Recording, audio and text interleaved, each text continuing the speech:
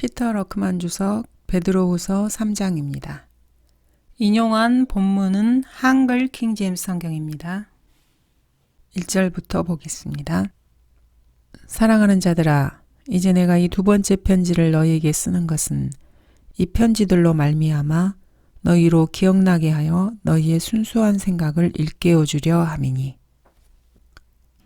베드로는 여기서 이 두 번째 편지를 쓰는 동기를 밝히고 있습니다.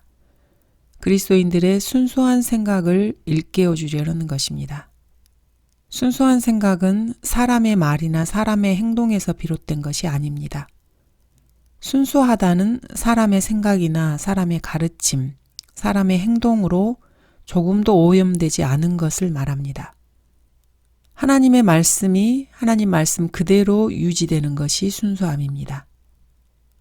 순수함은 주 예수 그리스도에 대한 모든 말씀이 사실 그대로 기록된 대로 가르쳐질 때 유지됩니다. 아무리 위대한 사람의 아무리 위대한 말이나 가르침, 행동이라 해도 하나님의 말씀과 주 예수 그리스도에 관련된 것이 아니면은 그런 것들은 절대로 순수한 생각을 사람들에게 넣어주지 못합니다. 베드로는 이것을 알고 있었습니다. 그래서 여기서 강조하고 있습니다. 그는 위대한 사도의 한 사람으로서 자신의 말이나 가르침을 여러분에게 일깨워 주려고 이 편지를 쓰고 있는 것이 아닙니다. 성경 말씀들과 주님의 계명들을 사실 그대로 여러분들에게 다시 일깨워 주려고 이 서신을 쓰고 있습니다. 이러한 서신을 통해서 성경 말씀들과 주님의 계명들과 주 예수 그리스도에 관한 모든 사실들을 있는 그대로 여러분들에게 다시 생각나게 해주려고 하는 것입니다. 베드로는 이 점을 서두에서 분명하게 밝히고 있고 또 2절에서도 밝히고 있습니다. 그리하여 거룩한 선지자들이 미리 전한 말씀들과 주 곧 구주의 사도들인 우리에게 주신 계명을 생각나게 하려는 것이라. 거룩한 선지자들이 미리 전한 말씀은 성경을 말합니다. 여기서 말씀은 영어로는 words, 말씀들로 복수형으로 묘사하고 있습니다. 이것은 하나님의 말씀이 어떤 추상적인 관념이 아니라 구체적으로 활동하고 살아 역사하는 실체를 가진 진리의 말씀임을 의미합니다. 거룩한 선지자들이 미리 전한 말씀은 선지자들의 말이 아닙니다. 선지자들이 전해준 하나님의 말씀들, 즉 성경입니다. 사람의 생각이나 사람의 의견, 사람의 뜻에서 나온 것이 아니라 거룩한 선지자들이 성령으로 감동을 받아 말한 하나님의 말씀들입니다. 예언은 예전에 사람의 뜻에서 나온 것이 아니요 오직 하나님의 거룩한 사람들이 성령으로 감동을 받아 말한 것입니다.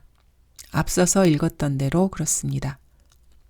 하나님의 영감으로 주어진 성경 모든 말씀이 곧 이 말씀들입니다.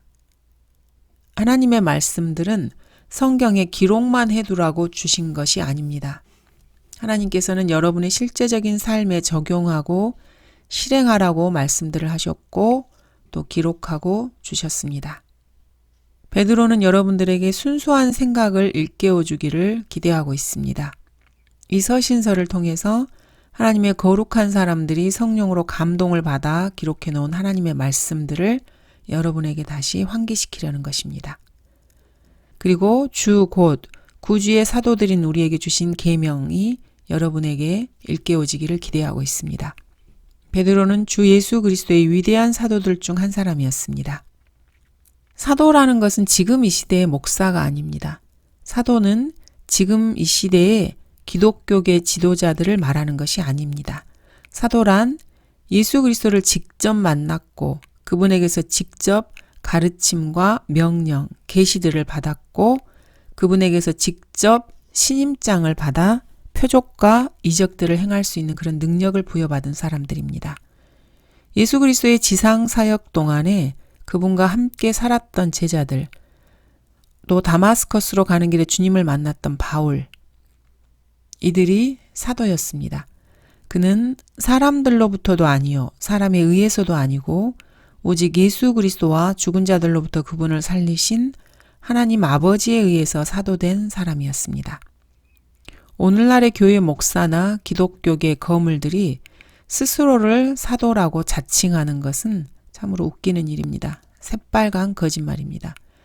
그들은 예수 그리스도를 직접 만난 적도 없고 표적들과 이적들, 이런 사도로서의 표도 없는 자들입니다. 그들이 자칭 사도라고 부르는 자들입니다. 3절입니다. 먼저 알 것은 이것이니 마지막 날들에 조롱하는 자들이 와서 그들의 정욕대로 행하며, 마지막 날들에 조롱하는 자들이 와서 그들의 정욕대로 행하게 됩니다. 우리는 이러한 사실을 항상 기억하면서 이 시대를 살아가야 합니다. 이 구절은 그리스도인들이 베드로후서 전체에서 반드시 기억해야 할 중요 구절입니다. 베드로 전서에서도 언급한 바 있지만 마지막 날들이라는 것은 기본적으로 대환란을 가리킵니다. 그러나 영적으로 볼 때 교회의 시대가 마무리되고 주 예수 그리스도의 재림이 임박한 이런 상황은 마지막 때라고 불리기에 아주 적절합니다. 베드로가 경고한 대로 이 시대에는 조롱하는 자들이 참으로 많이 나타나서 활동하고 있습니다. 예수 그리스도를 조롱하고 또 성경을 조롱하고 성경에 기록된 예언의 말씀들을 조롱하고 성경대로 믿는 사람들을 조롱합니다. 바깥 세상에는 이런 자들이 널려 있습니다. 이런 자들이 소위 기독교계에 기생하면서 기독교 신학을 가르치는 신학교들에서 아주 바글바글거리고 있습니다. 그리고 물론 교회들에까지 파고들어서 교회 안에 가득 차 있습니다. 혹시 여러분들 중에서 설마 이렇게 생각하시는 분이 있을까요? 그러나 엄연한 현실입니다. 신학교에서 여러분들은 성경을 가르친다고 생각하십니까? 그렇지 않습니다. 신학교에서는 인간이 만들어낸 현대 신학을 가르치는 자들입니다. 그렇게 된 지는 아주 오래되어 있습니다. 그리고 여기서 배출된 자들이 기독교계와 교회들에 파고들어서 반성경적인 현대 사상을 퍼뜨리기 시작한 지도 아주 오래된 일입니다. 어제 오늘의 일이 아닙니다. 성경 변개는 또 어떻습니까? 하나님께서 섭리로 보존하신 유일한 성경인 한글 킹제임 성경을 조롱하고 이단이라고 말하고 이런 지도 지금 몇십 년 되었습니다. 은사주의 운동은 또 어떻습니까? 성경을 극히 왜곡해서 예수 그리스도의 신성을 부인하면서 성령의 능력을 제멋대로 사칭하고 있습니다. 성령을 농락하고 하나님을 모독하는 은사주의가 교회 안에 침투하기 시작한 지도 벌써 아주 오랜 세월이 되었습니다. 사실 한국 기독교는 이러한 은사주의로 시작했다고 해도 과언이 아닙니다. 그런데 놀랍게도 베드로는 거의 2000년 전에 이 일을 경고하고 있습니다. 그리고 이들을 조롱하는 자들을 그들의 정욕대로 행하는 자들이라고 말하고 있습니다. 정욕은 쉽게 말하면 세속적인 탐욕을 말합니다. 성경을 조롱하면서 가짜 현대판 역본들을 찍어내는 자들이나 또 이를 옹호하면서 쓰는 자들, 성령을 농락하는 은사주의자들이 노리는 것이 바로 이런 세속적이고 더러운 이득입니다. 이익을 위해서죠. 즉 돈을 위해서 이런 일을 합니다. 그들은 돈의 눈이 어두워서 이런 짓을 하고 있습니다. 이런 사람들은 돈이 안 되는 일에는 전혀 관심이 없습니다. 항상 여러분들의 지갑에 그 사람들의 관심이 쏠려 있습니다. 그 사람들의 관심은 항상 여러분들의 지갑입니다. 그들의 관심사는 돈입니다. 예수 그리스도와 하나님의 말씀에 사실 관심이 있는 것은 아닙니다. 구원받지 못한 죄인들의 혼에는 관심이 없고 사실 지옥에도 관심이 별로 없습니다. 그리고 예수 그리스도의 다시 오심 이런 거에도 별로 관심이 없습니다.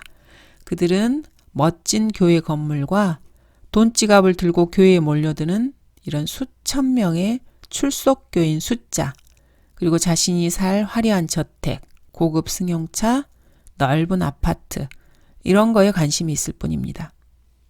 그들은 돈이 되는 일에만 흥미를 갖습니다. 돈을 사랑하는 것이 모든 악의 뿌리라고 경고하고 있습니다. 성경이 경고하고 있는 바로 그 돈 말입니다. 성경은 이런 자들에게서 돌아서라고 명령하고 계십니다. 여러분은 이런 자들에서 돌아서셨습니까? 자, 4절입니다. 말하기를 그가 온다는 약속이 어디 있느냐? 조상들이 잠든 이래로 만물은 창조의 시작부터 그대로 있다 하리니. 이렇게 자신의 정욕대로 행하는 자들은 흔히 이렇게 말합니다. 그가 온다는 약속이 어딨어? 이런 식으로요. 주 예수 그리스도의 재림을 부인하는 것입니다.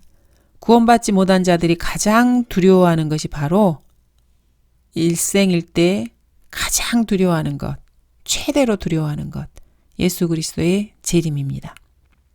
이것을 극도로 싫어하고 생각만 해도 히스테리 증세를 나타냅니다. 이런 자들을 안심시키려고 대형교회 목사들은 자신들의 정욕대로 행하면서 예수 그리스도의 재림을 사실은 부인합니다. 그래서 이들은 그가 온다는 약속이 어딨지? 이렇게 새빨간 거짓말을 합니다. 이런 말은 거짓말입니다. 왜냐하면 신구약 전체를 통틀어서 그리스도의 재림을 언급하고 있는 구절들이 초림과 관련된 구절들보다 훨씬 더 많기 때문입니다. 그런데도 이들은 그가 온다는 약속이 어딨어? 이렇게 뻔뻔스럽게 거짓말을 합니다. 그리고 성경을 덮어버립니다.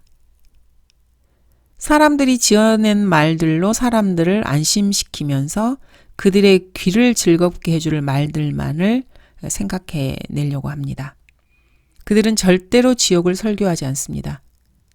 돈을 모으는데 지옥 설교는 절대 금물입니다.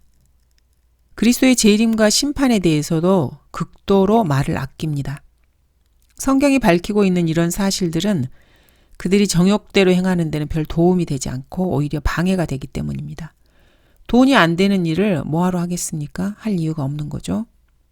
그들은 그리스도의 재림을 명백하게 말씀하고 계시는 한글 킹잼 성경을 덮어두고 조상들이 잠든 이래로 만물은 창조의 시작부터 그대로 있다. 이렇게 속입니다.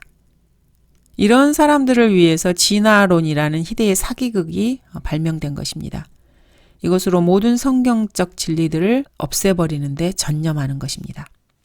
진화론자들은 오늘날의 하늘과 땅이 창세기 1장 1절의 하늘과 땅 그대로 변함없이 이어져 오고 있다고 이렇게 가르칩니다. 그래야만 거기에 살고 있는 모든 생물들이 점진적으로 진화했다는 진화론이 성립할 수 있기 때문입니다. 아메바 상태의 단세포 생물이 현재와 같이 복잡한 구조의 다세포 생물로 진화해 왔다는 것이죠. 그리고 원숭이가 인간으로 진화하는 과정을 끊임없이 밟아오려면 창세기 1장 1절의 하늘과 땅은 사실 처음부터 그대로 있어야 하는 것입니다. 그리고 지구 환경만 그때그때 조금씩 바꾸어줘야 한다는 거죠. 만약에 모든 생물들을 다 멸망시킬 만한 대격변이 지구에 일어났다면 진화가 설명될 수 없기 때문입니다.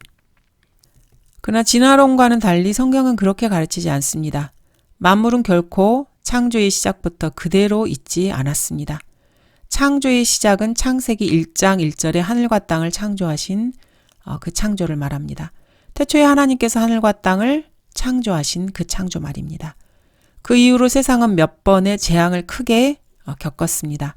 먼저 첫 번째 재앙은 땅은 형체가 없고 공허하며 어두움이 깊음의 표면에 있게 되었습니다. 첫 번째 재앙의 결과입니다.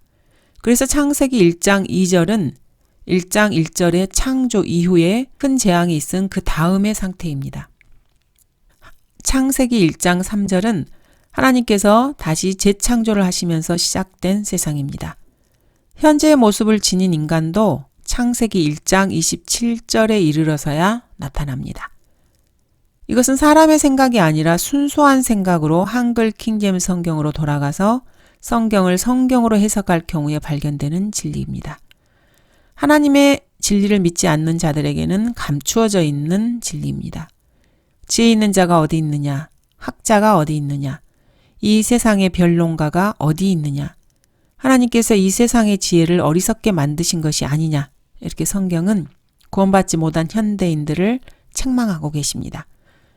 하나님께서 자기들을 사랑하는 자들을 위하여 예비하신 것들은 눈으로 보지도 못하였고 귀로 듣지도 못하였으며 인간의 마음속에 들어온 적도 없었느니라고 성경은 딱 잘라 말씀하십니다.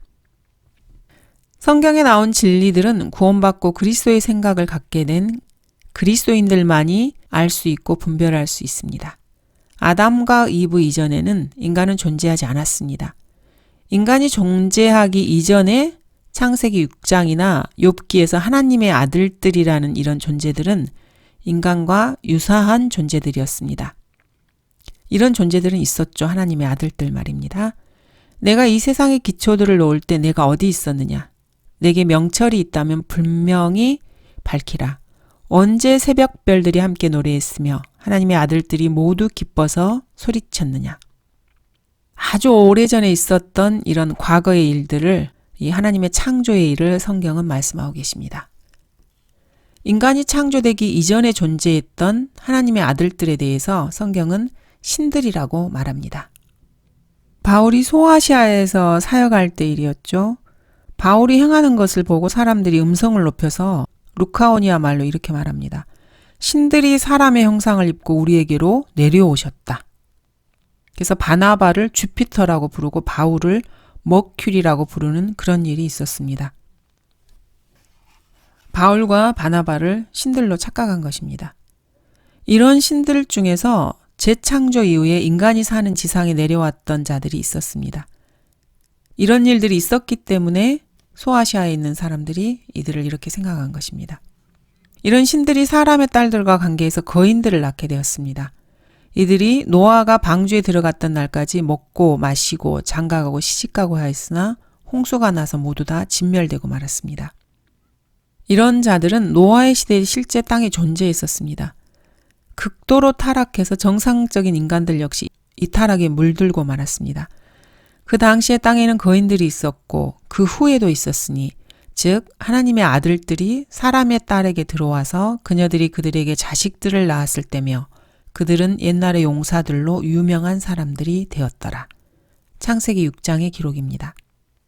이런 성경에 기록된 내용들에 대해서 세상에서 일어나고 있는 상식적이고 자연현상적인 당연한 일밖에 이해하지 못하는 현대 유물론적 과학자들은 도저히 이해를 못합니다. 그래서 성경의 이런 기록들을 사실로 인정하지 못하고 신화 정도로 생각하는 것입니다. 그러나 거인들은 지구 역사상 실제로 존재했었고 그들 몇몇의 이름은 지금까지 성경에도 알려져 있습니다. 자, 예를 들어서 바산 왕 옥이 있고 다윗이 필리스테인들과 전쟁했을 때 시프케가 죽인 거인 자손 10회가 있습니다. 무게가 300세켈이 나가는 거대한 노창과 세 칼을 들고 다윗을 죽이려고 덤벼들었던 필리스티아의 이스비브놉, 이런 사람도 있습니다. 모두가 다 거인들이었습니다. 모세가 하나님의 명령에 따라 카나안에 보냈던 정탐꾼들이 돌아와서 그 땅은 그 거민들을 삼키는 땅이요. 거기에서 우리가 보았던 백성은 키가 큰 사람들이라고 이렇게 보고를 합니다. 카나안에 들어간 여호수아가 요셉 자손에게 프리스인과 거인들의 땅인 살림 지역을 주어서 개간토록 합니다. 여호수아는 이 지역의 거인족들이 철병거를 가졌고 아무리 강해도 요셉의 자손이 큰 백성이요 큰 능력이 있으니 그 거인족들을 능히 쫓아낼 수 있다고 판단합니다. 다윗이 상대에서 물매로 이마를 찍어서 죽였던 골리앗 역시 거인이었습니다. 성경에서 아주 유명한 이야기입니다. 골리앗의 갑옷 무게만 해도 놋 5,000세켈이었습니다. 창날만 해서 철 600세켈의 무게가 나갔다고 되어 있습니다. 이들은 창세기 1장 2절, 이 이전 어느 시점에서 한 차례 지상에서 멸망당한 존재들입니다. 또 노아의 때의 홍수로 한 차례 진멸된 적이 있고 그 다음에 롯이 소돔에서 나가던 날 하늘에서 불과 유황이 비오듯 하여서 그들 모두를 진멸시킨 적도 있습니다. 이 지상에는 이런 재앙들이 내려졌습니다. 하지만 그것으로 끝난 것이 아닙니다. 주님께서는 노아의 날들에 일어났던 것 같이 인자의 날에도 그러하리라고 말씀하십니다. 이와 같이 인자가 나타나는 날에도 그러하리라, 이렇게 예언해 놓으셨습니다. 세상은 과거에 일어났던 재앙들로 인해서 창세기 1장 1절과는 전혀 다른 모습이 되어버렸습니다. 이것은 세상 만물뿐만이 아닙니다. 성경에서는 세 쌍의 하늘과 땅을 말합니다. 첫 번째는 창세기 1장 1절에서의 하늘과 땅입니다. 두 번째는 창세기 1장 4절에서 20절에 있는 재창조로 만들어진 하늘들과 땅입니다. 그 다음에 세 번째는 베드로후서 3장 13절과 요한계시록 21장, 22장에서 언급되고 있는 지금 현재 있는 하늘들과 땅을 다 없애버리고 새 하늘과 새 땅을 만들 것이라는 그 세 번째 하늘들과 땅입니다. 창세기 1장 1절에서 말하고 있는 하늘과 땅은 현대의 우주과학자들이나 천체 물리학자들, 철딱선이 없는 진화론자들이 생각하고 있는 그런 개념과는 완전히 다릅니다. 창세기 1장 1절은 원래의 하늘을 말씀하고 계십니다. 현재 지구에 위치하는 전혀 다른 곳에 위치했던 땅을 말합니다. 원래의 지구는 별자리로 볼 때는 지금과는 그 위치가 달랐습니다. 창세기 1장 1절에서 원래 창조되었던 지구는 하나님에게서 떨어져 나와서 기품의 시면 속으로 가라앉아 버렸습니다. 이 기품의 표면이 어두움을 덮어버리게 된 것입니다. 현재의 지구가 처음 하나님에게서 얼마나 멀리 떨어져 나왔는지 성경은 그것에 대해서는 말씀하고 있지 않습니다. 그러나 하늘들에 계신 위엄 있는 분으로부터 아주 먼 거리를 멀리 유지할 만큼 떨어져 나왔다는 것은 알고 있습니다. 우주에서는 어떤 위력적인 대폭발이 있었던 것이 분명합니다. 그런데 구원받지 못한 현대 과학자들은 하나님의 영의 일들을 받아들이지 못합니다. 그리고 영적인 일들을 영적으로 비교해서 판단할 만한 능력도 없습니다. 그래서 이런 진리를 밝히고 있는 성경을 조롱합니다. 창세기 1장 1절과 창세기 1장 2절 사이에 있었던 우주적 대재앙을 알지 못하는 것입니다. 그리고 창세기 6장에 있었던 전 지구적인 대재앙도 알지 못합니다. 또 요한계시록 20장에서 장차 백보자 심판 때 있을 대재앙 역시 이들은 절대로 알지도 못하고 믿지도 못합니다. 그래서 요한은 또 내가 큰 백보자와 그 위에 앉으신 분을 보니 그의 면전에서 하늘과 땅이 사라졌고 그들의 설 자리도 보이지 않더라. 이렇게 말씀하고 있습니다. 이런 엄청난 대격변이 있은 다음에 새 하늘과 새 땅이 생길 것입니다. 그리고 처음 하늘과 처음 땅은 사라지고 바다도 더 이상 있지 아니하게 될 것입니다. 이것은 성경의 예언입니다. 현대 기상학자들이 갖가지 실험 도구를 통해서 얻어낸 결과는 창세기 시대의 지구 대기나 현재의 대기는 본질적으로 동일하다. 이렇게 결론을 내리고 있습니다. 이 역시 성경 말씀과는 전혀 상관이 없습니다. 그러므로 순수한 생각이 아닙니다. 조상들이 잠든 이래로 만물은 창조의 시작부터 그대로 있다. 그들의 주장입니다. 그러나 거짓말입니다. 창세기 1장 1절에서 원래 창조되었던 원래의 하늘은 기품 속으로 가라앉았습니다. 이 기품은 지중해나 대서양, 태평양 같은 큰 바다가 아닙니다. 이런 바다와는 관련이 없습니다. 태양계 전체보다도 훨씬 더 큰 물덩이를 포함하고 있는 광활한 지역입니다. 그 표면은 절대 0도로 얼어 있어서 분자 활동마저 정지되어 있는 유리 바다를 말합니다. 성경은 이것을 불로 뒤섞인 유리 바다라고 말합니다. 창세기 1장 7절에서는 하나님께서 창공을 만드시고 창공 위에 있는 물들과 창공 아래에 있는 물들을 나누시니 그대로 되니라고 말씀하고 계십니다. 우리 머리 위 창공이 우주공간 끝 어딘가에서 거대한 물층이 존재합니다. 성경 말씀들이 창세기 1장 첫 머리 부분부터 현대 과학자들의 조롱거리가 되고 있습니다.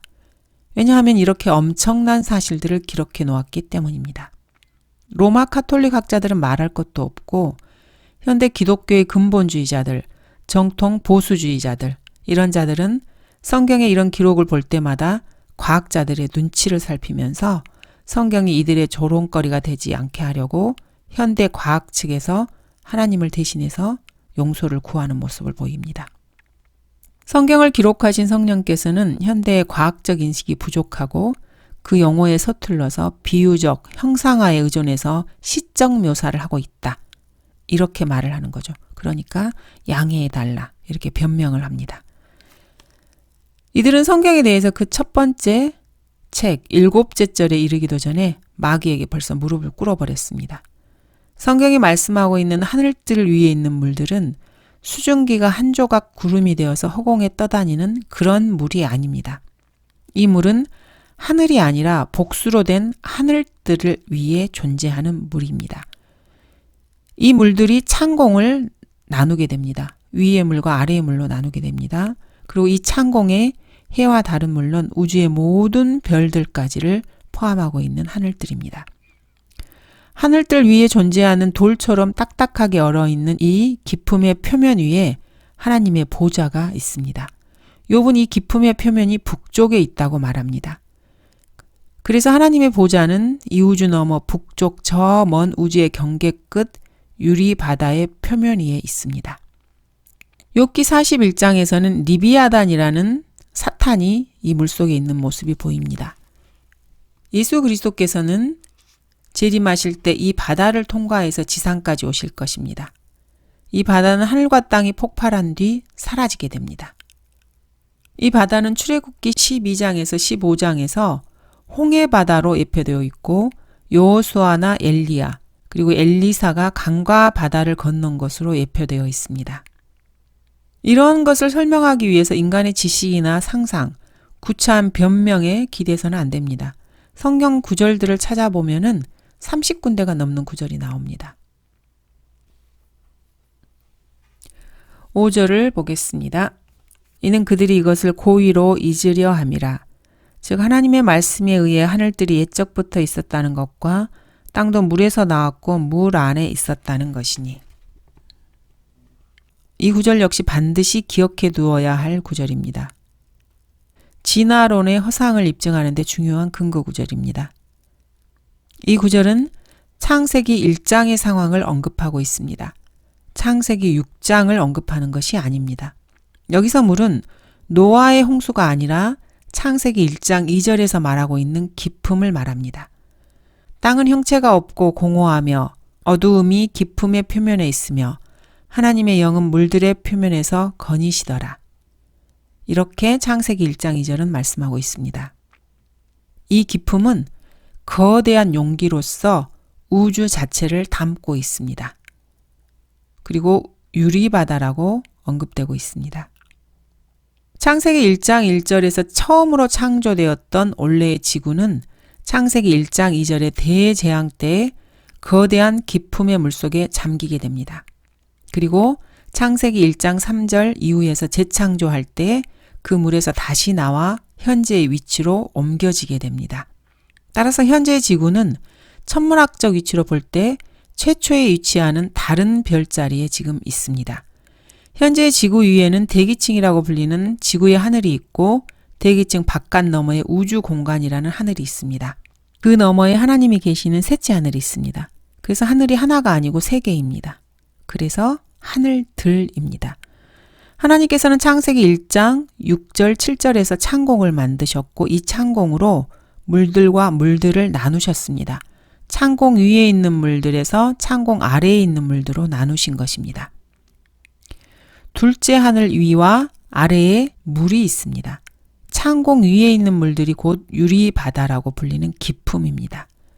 물들 가운데 나타난 창공은 해와 달과 별들과 은하계들이 거기에 포함되어 있습니다. 거대한 우주 공간입니다. 하나님의 보좌는 기품의 표면 위에 있습니다. 이 기품의 표면 위에는 원래 어두움이 있었습니다. 하나님께서는 또 빛을 창조하시고 그 빛을 어두움에서 나누셨습니다. 그래서 어두움은 빛에서 분리되어 기품의 표면 아래로 내려가게 되고 빛은 기품의 표면 위에 있게 됩니다. 우주 공간은 그래서 암흑세계입니다. 사탄은 이사야 14장, 에스겔 28장, 욥기 38장 등에서 셋째 하늘에서 쫓겨나 창공 아래에 물속 어두움에 갇히게 되었습니다. 이에 관해서 하나님께서는 욥에게 이렇게 말씀하십니다. 너는 바다의 샘들 속으로 들어가 보았느냐? 아니면 내가 깊은 곳을 찾아 거닐어 본 적이 있느냐? 사망의 문들이 내게 열렸더냐? 아니면 사망의 그림자의 문들을 보았느냐? 이런 질문을 욥에게 하셨습니다. 욥은 이에 대해서 단 한마디도 대답할 만한 과학적 지식이 없었습니다. 오늘날의 과학자들 역시 마찬가지입니다. 오직 한글 킹제임스 성경만이 가르쳐주고 있는 과학적 사실들입니다. 뜰과 성소, 지성소 이렇게 세 부분으로 되어 있는 성막은 우주의 모형입니다. 모퉁이 돌로 불리우는 예수 그리스도는 피라미드 꼭대기의 삼각형 꼭지 부분을 일컫는 말입니다.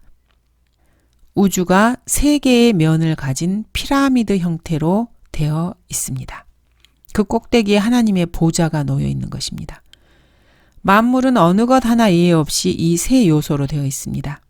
하나님도 성부 하나님, 성자 하나님, 성령 하나님 세 인격으로 되어 있고 인간도 몸과 혼과 영 세 요소로 되어 있습니다. 빛도 자외선, 적외선, 가시광선으로 되어 있고 물질을 구성하는 온자도 양자, 전자, 중성자로 되어 있습니다. 시간도 과거, 현재, 미래 세 요소로 되어 있습니다. 입체 공간도 가로, 세로, 높이로 되어 있습니다. 이런 사실들을 이해하면은 하나님의 삼위일체 되심을 이해하는 데 조금 도움이 될 것입니다. 진화론자들은 성경이 제시하는 이런 진리들을 고의로 잊으려 하는 자들입니다. 이들은 성경적 진리들을 자신들의 무지와 불신을 감추기 위한 개인적인 이유로 일부러 잊어버리려 합니다. 성경적 진리들을 잊으려는 것입니다. 이들은 양심 따위는 휴지 조각처럼 버려버립니다. 하나님의 말씀을 조롱하는 자들은 양심이 화인 맞아 위선으로 가득 찬 자들입니다. 그래서 성경이 밝히고 있는 사실들을 고의로 잊으려 합니다. 왜 그렇습니까? 그것은 하늘들이 옛적부터 있었다는 것과 땅도 물에서 나왔고 물 안에 있었다는 것이 하나님의 말씀에 의해서 그렇게 된 것을 믿을 수가 없고 믿기 싫기 때문입니다. 이런 현상들이 하나님의 말씀에 의해서 이루어졌다는 사실을 믿으려면 창세기 1장과 2장에서 말씀으로 만물을 만드신 하나님의 창조부터 받아들여야 하기 때문입니다. 진화론자들은 이런 것들을 도저히 용납할 수가 없습니다. 하늘들과 땅이 하나님의 말씀으로 만들어졌고 몇 번의 대재앙으로 인해서 지구 환경이 바뀌고 피조물들이 몰살당하는 대격변을 겪기는 하였지만 그 동일한 말씀으로 보존되어 왔다는 사실을 인정하는 것이 싫은 것입니다. 그러면은 진화론이 설 땅을 잃게 되기 때문입니다. 그래서 고의로 이것을 잊으려고 발버둥을 치는 것입니다. 이들의 입장입니다. 이들은 하나님의 말씀을 고의로 잊으려 합니다. 성경 말씀에 무지하거나 말씀을 왜곡하거나 하는 것보다 훨씬 더 가증스럽고 더럽고 치사한 행동들입니다. 이들은 다른 사람들을 속일 뿐만 아니라 자신의 양심까지도 스스로 속이는 아주 뻔뻔스럽고 극도로 이기적인 사람입니다. 이것에 대해서 예수님께서는 이렇게 말씀하십니다. 만일 누구든지 그분의 뜻을 행하려고 한다면 그 교리가 하나님으로부터 온 것인지 아니면 내가 내 자신에 관하여 말하는 것인지 알게 되리라. 자기 자신에 관하여 말하는 사람은 자신의 영광을 구하지만 보내신 분의 영광을 구하는 사람은 참되며 그 안에 아무 불의도 없느니라. 하나님의 영광을 구하는 사람들은 그 교리가 누구에게서 나온 건지 분별할 수 있습니다. 성경에서 제시되고 있는 하나님에게서 나온 교리를 잘못 이해하는 실수를 범할 수는 있습니다. 그러나 그 교리가 하나님의 구원 계획과 같은 성경에서 주류를 이루는 핵심 교리들이라면은 실수라는 것은 있을 수도 없고 용납될 수도 없습니다. 이런 교리를 개인적인 목적에서 고의적으로 버리고 숨기고 왜곡해서 가르친다는 것은 엄청난 죄입니다. 예수 그리스도께서는 인간으로 오신 분으로서 자신의 교리에 대해서 나의 교리는 나의 것이 아니요 나를 보내신 분의 것이라고 말씀하십니다. 누구든지 그분의 뜻을 행하려고 한다면은 즉 누구든지 하나님의 뜻을 행하려고 하면은 그 교리가 하나님에게서 온 것인지 사람에게서 온 것인지 안다고 말씀하고 계십니다. 그래서 하나님의 교리를 잘못 오해하는 것은 처음부터 하나님의 뜻을 행할 의사가 없다는 뜻입니다. 여호와의 증인, 몰몬교, 제7일 예수 재림교, 물침내 구원을 가르치는 캠벨주의, 즉 그리스도의 교회, 이런 종파들에게 진리가 없는 것은 이 사람들이 하나님의 뜻을 행하려는 마음이 없는 이단들이기 때문입니다. 그들은 처음부터 하나님의 뜻을 행할 의사가 전혀 없었습니다. 그래서 하나님의 구원의 교리마저 오해를 합니다. 이것은 부정직한 자들이 하나님을 두려워하지 않고 멸시한 데서 나온 오해입니다. 정직하게 행하는 자는 주를 두려워하나 행실이 패역한 자는 그를 멸시하느니라. 성경은 이렇게 단정하고 계십니다. 부정직하고 하나님을 두려워할 줄 모르는 패역한 자들은 근본적으로 하나님의 진리를 깨닫고 싶어 하지 않습니다. 성경 지식을 이해하기 어렵고 진리를 깨달을 만한 지혜를 얻지 못합니다.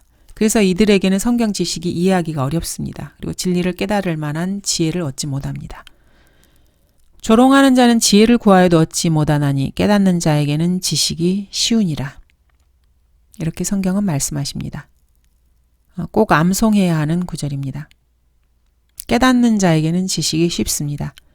그러나 조롱하는 자들에게 지혜는 구하여도 아무리 구해도 얻지 못하게 됩니다. 여러분들이 성경적 진리에 대해서 올바른 지식을 갖고 싶다면 먼저 하나님의 뜻을 행하려고 하는 그런 마음 자세부터 가져야 합니다.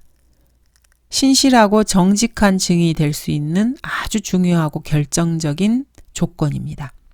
신실한 증인은 거짓말을 하지 않을 것이나 거짓 증인은 거짓말을 내뱉을 것이라. 하나님의 뜻을 행할 의사가 없으면은 그 자체가 바로 죄악입니다. 그 사람이 곧 죄인입니다.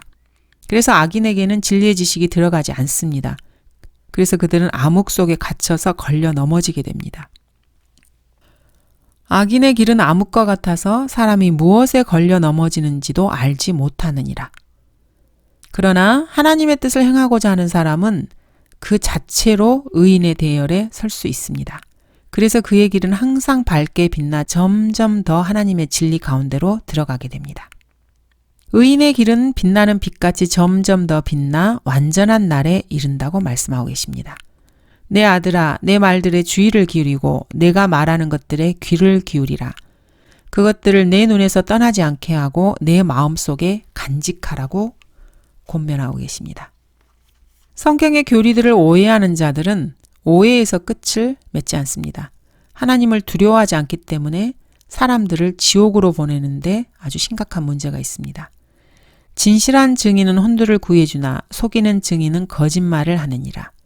주를 두려워하는 것에는 견고한 신뢰가 있으나 그의 자녀들에게는 피난처가 있느니라. 성경 말씀을 정말 유의해서 봐야 합니다. 속이는 증인의 거짓말에 속게 되면 그 끝이 죽음이기 때문입니다. 어리석은 사람의 앞을 떠나라. 너는 그에게서 지식의 입술을 보지 못하느니라. 이 기독교계의 더러움과 거짓 교리에서 떠나야 합니다. 속이는 자는 어리석은 자입니다. 자신이 속일 때는 스스로 생각하기에 자기가 좀 똑똑하다고 생각하겠죠? 그러나 성경에 따르면 어리석은 자들입니다. 어리석은 자는 거짓말을 합니다. 거짓말은 하나님을 두려워할 줄 모르는 어리석음에서 나옵니다. 현명한 사람의 입에서는 진실이 나옵니다. 잠언에 나오는 현명한 사람의 특징을 정의해 보자면은 진리의 말씀에 대해 진지한 태도를 갖는 사람입니다.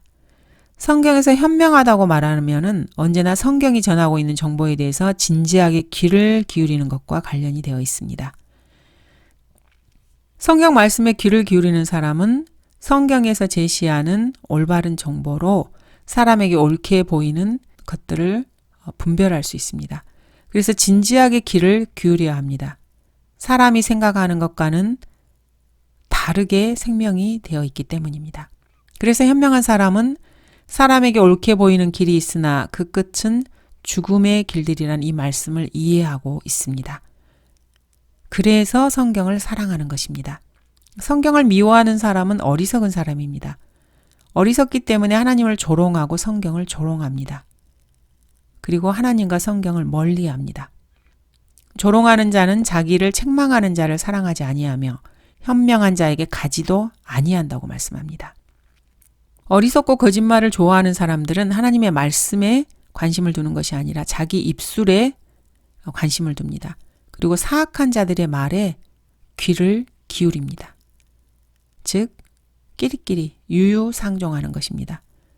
그래서 이런 사람들에게는 자기들과 같이 하나님의 말씀을 멀리하는 그런 사람들만 모여듭니다. 그래서 성경을 보고 여기가 틀렸다, 저기는 말도 안 된다, 저기는 이렇게 고쳐야 한다, 이 번역은 잘못되었다, 우리나라 말로는 이렇게 해야 된다, 비과학적이고 신화네, 뭐 이런 식으로 말을 합니다. 여기는 역사적 사실과 다르네, 저기는 영적으로 해석할 때는 그렇다는 것이지 사실은 그게 아니라는 거야, 뭐 이렇게 저렇게 별의별 말을 다 해댑니다. 이들의 말과 생각에는 진실이 없습니다. 성경이 말씀하고 있는 어리석고 사악한 자들의 모든 특징이 이들에게 보입니다. 본질적으로 지혜에는 마음이 없는 자들이기 때문에 지혜를 얻기 위해서 아무리 뭐를 투자한다 해도 이들은 사실 지혜에는 마음이 없습니다. 어리석은 자는 지혜에 마음이 없거늘 그가 손에 값을 가지고 지혜를 사려 함은 어찌민가. 하나님께서는 정확하게 이들의 속마음을 꿰뚫어 보고 계십니다. 성경이 이들을 조롱하고 있습니다. 어리석은 자들은 1년의 학비를 수만 달러, 수천만 원 거금을 들여서 학비를 냅니다. 그래서 명문 신학대학에 다닙니다.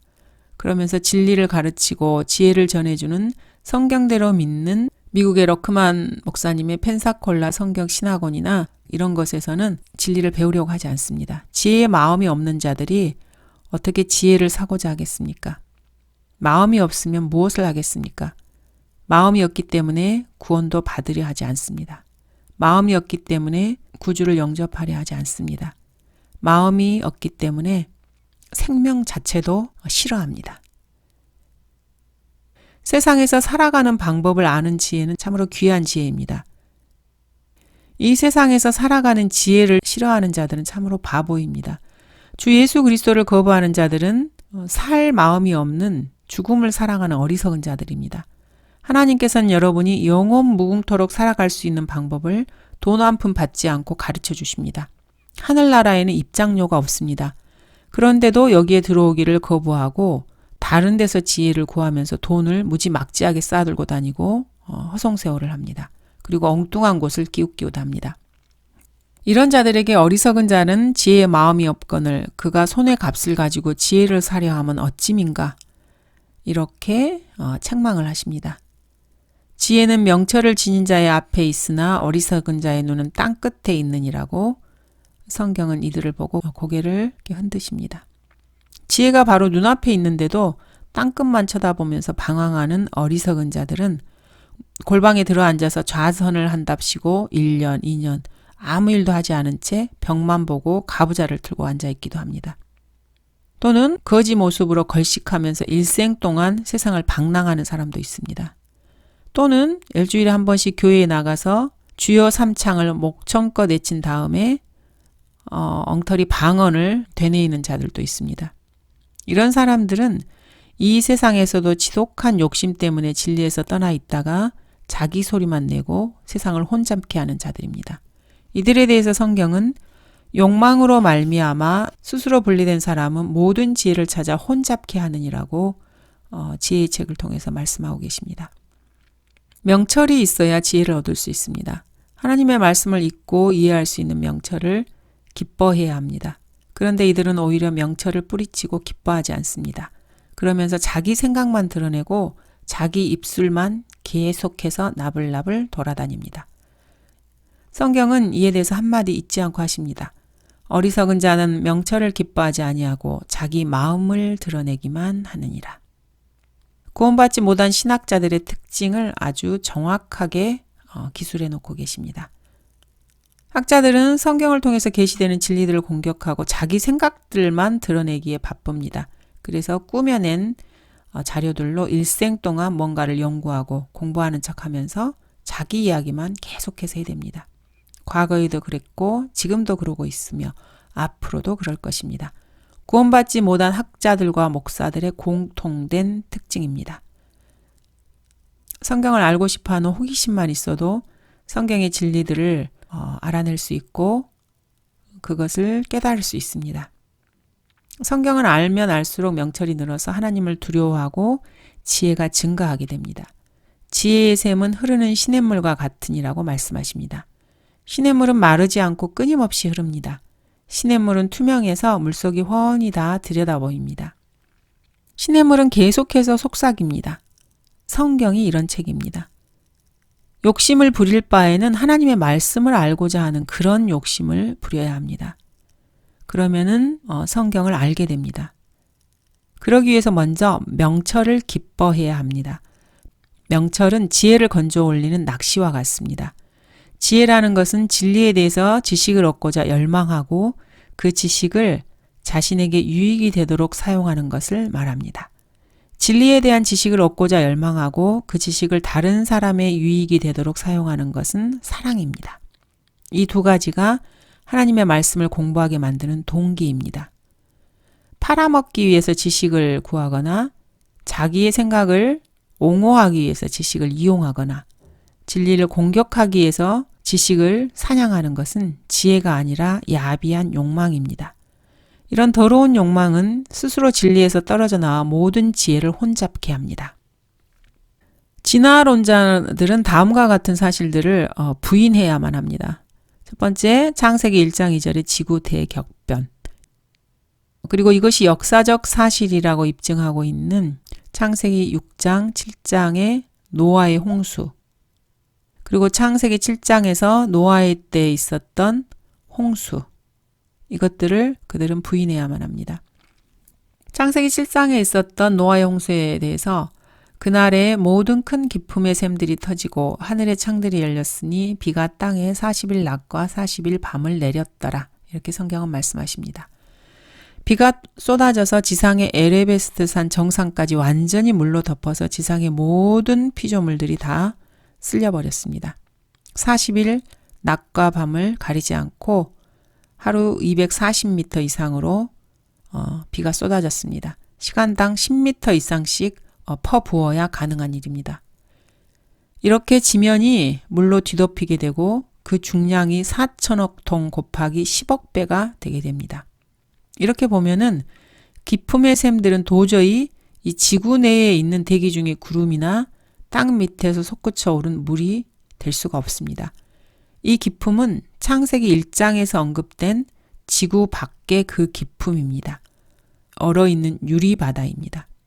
이 바다의 물은 지구뿐만 아니라 태양계 전체를 40일 만에 홍수로 뒤엎어버리고도 남을 만한 그런 물입니다.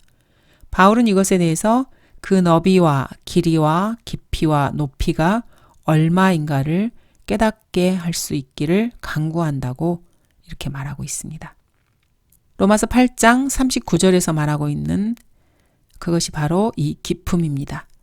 노아의 홍수는 지구에서 일상적으로 일어나고 있던 자연현상에 의한 정상적인 비가 아니었습니다. 그 원천이 바로 외계에서 운반된 엄청난 양의 물이었습니다. 이런 사실은 성경을 통해서만 볼 수 있습니다. 천문학자나 우주 물리학자들이 뭐라고 하든지 태양계 너머 우주 끝 하나님이 계신 셋째 하늘과 그 경계에서는 엄청난 양의 물이 있습니다. 이것이 성경에서 가르치는 것입니다. 노아의 홍수가 역사적으로 사실이었다는 것은 이제는 전 세계적으로 수없이 많은 증거가 있습니다. BC 2300년경 아시리아 기록에도 나와 있고 고대 그리스 기록에도 나와 있습니다. 이집트인들이나 멕시코인들의 역사 기록에도 나와 있는 사실입니다. 심지어 하와이 원주민들인 폴리네시아 기록이나 중국의 고전, 그리고 영국 두루이족의 기록, 인도의 베다, 말레이시아인들, 동아프리카인들, 심지어는 알래스카와 아일랜드인들의 기록에도 이 홍수에 대한 기록이 나와 있습니다. 그래서 노아의 때 있었던 대홍수에 관한 성경 기록이 이제는 역사적으로 의심의 여지가 없습니다. 의심하는 사람이 바보죠. 이 엄청난 홍수를 실제로 목격하고 체험했던 노아의 증언을 모세는 창세기에 영감으로 기록해 놓았던 것입니다. 이런 기록을 부인하고 성경을 거부하는 건방지고 무지한 과학자들은 전 지구적 대홍수 현상이 아니고서는 도저히 설명할 수 없는 지구의 지질학적 현상들까지 부인하는 지경에 이르렀습니다. 스스로 함정에 빠진 것입니다. 예를 들어서 거대한 암석 덩어리가 엄청난 물의 힘에 밀려서 아주 먼 곳까지 떠내려가서 오늘날 엉뚱한 곳에 발견되고 있습니다. 소위 미화석들이죠. 그리고 인간과 동물의 뼈가 뒤엉켜 있는 화석이 고지대 거대한 암석 균열 틈에서 발견되기도 합니다. 거기에는 서식지가 서로 다른 동물 화석들이 상당수 이렇게 뒤섞여 있기도 합니다. 미국의 그랜드 캐니언 또는 대산림이 거대한 흙더미 속에 갑자기 묻혀서 석탄층을 형성하기도 합니다. 또는 엄청난 양의 물고기들의 시체가 흙에 묻혀서 그 기름이 한데 모여 석유 유정을 형성하고 있습니다. 그 밖에 수많은 지질학적 사실들이 합리적으로 부인할 수 없는 그런 증거들을 들이밀고 있습니다. 노아의 홍수를 부인할 수 없습니다. 그런 것들을 전부 다 배제하고 노아의 홍수가 성경에 기록되어 있다는 그 이유로 이것을 거부하는 것은 참으로 무모하고 무책임한 태도입니다. 도널드 패튼이 쓴 성경에 기록된 홍수와 빙하 시대라는 책에서 보면은 노아 시대에는 지구의 대륙이 대체로 평평한 평원을 이루고 있었다고 합니다. 그리고 우리가 지금 보고 있는 높은 산이나 깊은 계곡은 노아의 홍수 중에 또는 그 이후에 형성되었을 가능성에 대해서 말하고 있습니다. 지구의 자전축 역시 이때 기울어졌을 가능성을 과학적으로 제시하고 있습니다. 패튼의 이런 저서 외에도 다른 수많은 과학자들의 저서들을 보면은 오늘날 소위 대학 교수라는 사람들이 진화에 대해서나 빙하시대, 창조론, 지각의 냉각 등에 대해서 더 가르칠 수 없을 정도로 수많은 그런 자료들이 있습니다. 성경의 대홍수 기록을 지지하고 있습니다. 황토층의 형성, 산 꼭대기에서 발견되는 수성암층이나 해토층, 급격한 기후변화에 의한 빙하의 형성, 이런 것들은 사실 수백 년이나 수천 년에 걸친 점진적 변화가 아니라 40일간의 대홍수와 단시일 내에 전 세계를 휩쓸었던 전 지구적인 대재앙이 있었음을 입증하는 사실들입니다. 어떤 인류학자는 노아의 대홍수로 전 지구의 인류가 몰살당하지 않았으면은 자연적으로 인구 증가율을 환산해 볼 때 세계 인구가 지금 한 8천억쯤에 도달했을 것이라고 말을 합니다. 노아의 대홍수에 가져왔던 그 엄청난 양의 물이 지구의 대기층이 아니라 우주 저 너머 우주에서 운반된 엄청난 양의 물덩어리입니다. 도널드 패튼은 행성의 근접 충돌 현상을 이렇게 말하고 있습니다. 매우 흥미롭고 설득력 있다고 합니다. 다량의 물을 갖고 있는 외계의 물덩어리 혹성이 지구와 아주 가까이 스쳐 지나가는 동안에 엄청난 양의 서리가 지구 표면에 내려 쌓여서 두터운 얼음층을 형성하게 됩니다. 이 얼음층이 극지방으로 운반되고 그 뒤에 다시 달 크기의 4배나 10배가 되는 거대한 혹성과의 근접 충돌로 인한 지열 상승으로 두터운 얼음층이 증발하게 됩니다. 그 결과 다량의 비가 일시에 내리게 됩니다. 거대한 혹성이 지구와 근접해서 지나가는 동안에 지표의 약한 부분들이 강력한 인력에 의해서 위로 솟아 산을 형성하게 됩니다. 그 결과 계곡들이 형성될 수 있었을 것이라는 것이 그의 추측입니다.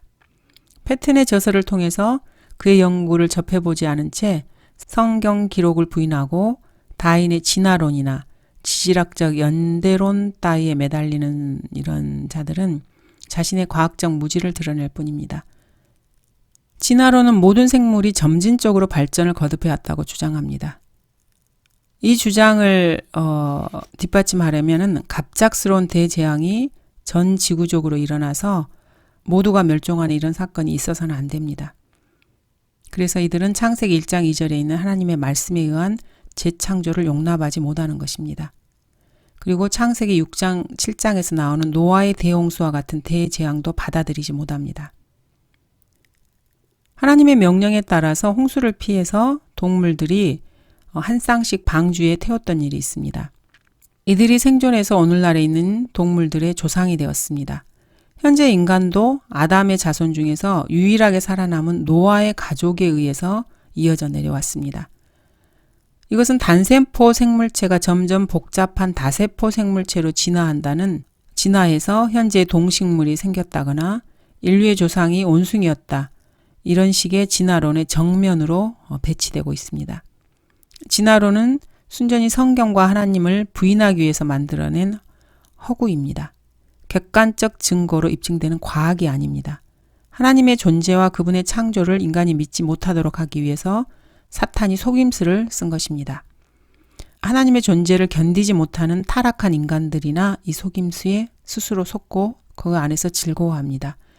진화론은 과학이 아니라 하나님을 대적하기 위해서 발명해낸 사탄의 종교입니다. 감사합니다.